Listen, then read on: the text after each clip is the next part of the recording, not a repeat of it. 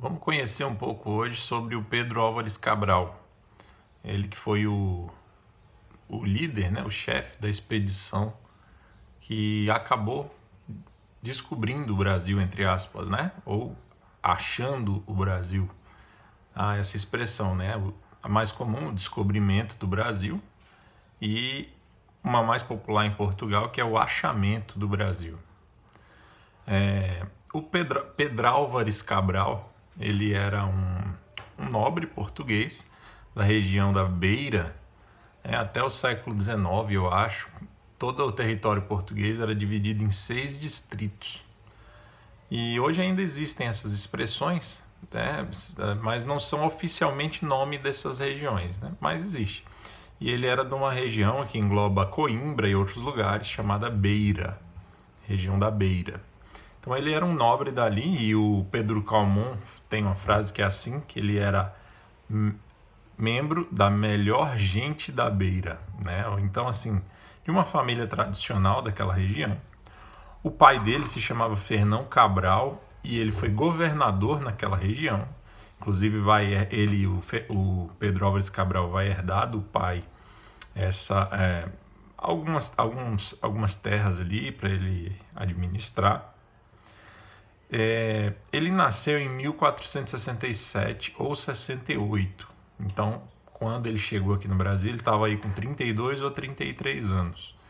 Não se sabe muito sobre a biografia dele, por incrível que pareça, né? Ele foi escolhido pelo Dom Manuel I para liderar essa que foi a expedição, não vou dizer a mais importante, né? Mas uma das mais importantes expedições, já que essa expedição foi enviada para iniciar o Império Português nas Índias. Antes dele, na expedição do Vasco da Gama, a gente já falou, o Vasco da Gama fez pela primeira vez essa viagem de Lisboa até Calicut e tomou pé do terreno, viu como é que as coisas iam ser, e a partir de então os portugueses prepararam essa nova expedição, que era muito militarizada.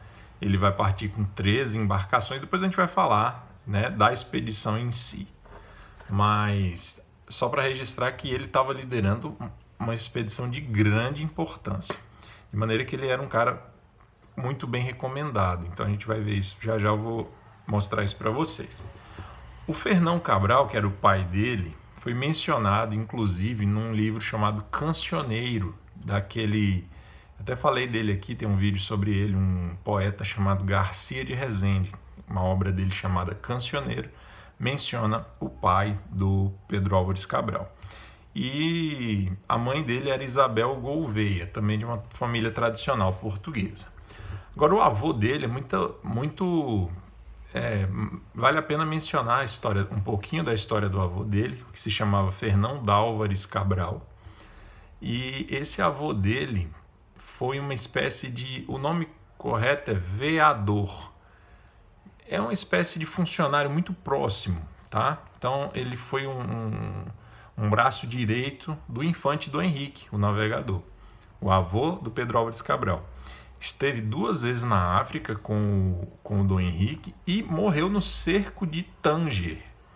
Então, essa história do cerco de Tanger é muito, muito triste, né? Fatídica. Tem um vídeo aqui que é um áudio, na verdade, que eu li um texto sobre o Dom Fernando, o infante Dom Fernando, irmão do infante Dom Henrique, que acabou prisioneiro e morreu em Tanger, porque Portugal não quis pagar o resgate que os muçulmanos, os mouros, exigiram. E nesse mesmo cerco morreu também o avô do Pedro Álvares Cabral. Que mais? Ele conseguiu ali no fim da vida o avô dele, aliás, o pai dele, além de governador ali na região da Beira, ele também lutou ao lado de Dom Afonso V, tanto contra castelhanos como contra os mouros, né? Então ele participou ali de algumas batalhas contra os mouros e contra os castelhanos, o pai dele. O Dom João II, que é o rei que vem depois do Dom Afonso V, vai empregar, digamos assim, vários dos irmãos do Pedro Álvares Cabral, que tinha 10 irmãos, Eles eram 10 irmãos.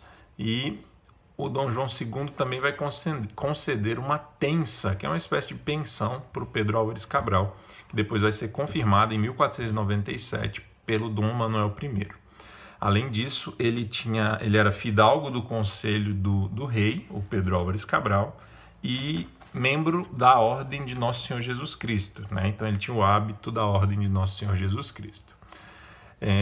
Ele vai, no futuro, depois que ele vier aqui ao Brasil e for às Índias, ele vai casar com uma moça, né, chamada Isabel de Castro, e ela era sobrinha do Afonso de Albuquerque, que foi o principal governador português nas Índias. Já falei dele aqui também.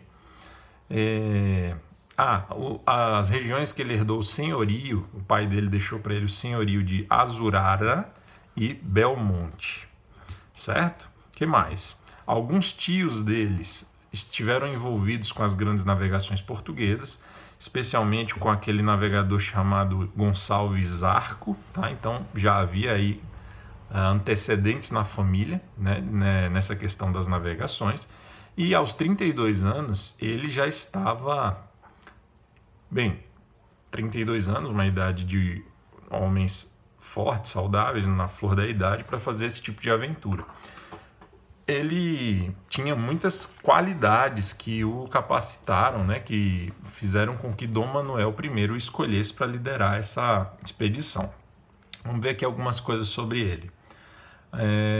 Aos 32 anos inspirava respeito, tinha muita energia, tino e capacidade de liderança. Isso é o que nos diz o Pedro Calmon. Há um registro também de uma carta do sogro dele, o Afonso de Albuquerque. Essa carta é de 1514 e ela é recheada, né? Ele rasga inúmeros elogios ao genro, ao Pedro Álvares Cabral. Tem um documento, depois eu vou comentar ele aqui, que é um relato de um piloto anônimo. Depois eu vou comentar aqui, que é assim, uma fonte indispensável para se conhecer um pouco sobre esse período. E esse piloto anônimo conviveu com Pedro Álvares Cabral e disse dele que ele era de trato gentil como um príncipe. O João de Barros, também vou gravar um vídeo sobre o João de Barros, é um outro cronista português, tá? Dessa época também. Ele vai, talvez o principal cronista do início do século XVI.